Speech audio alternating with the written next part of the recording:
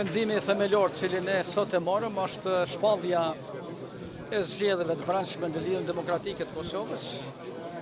Ne do të organizojmë procesin e zgjedhjeve nga data 10 mars deri me datën 15 maj të vitit 2015, cila do të marrë në nivel të 9 degëve dhe degëve, ndërkaq në fund të muajit maj do ta marrim kuvendin zgjedhor të LDK-s, ku do ta zgjedhim kryetarin e LDK-s, kryesinë dhe këshillin e përgjithshëm të Lidhjes Demokratike të Kosovës.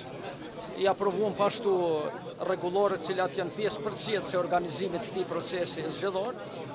U angazhuam që në këtë proces zgjedhor të lidhim një kontratë 3 me qytetarët me anëtarësinë e LDK-s, në mënyrë që të forcojmë LDK-n, ta zgjerojmë bazën e LDK-s, të krijojmë hapësirë për njerëz të rinj dhe për femra në LDK, të krijojmë konkurrencën e brendshme, e cila do të zhvillohet mbi bazën e cilësisë dhe mbi votën e fshehtë.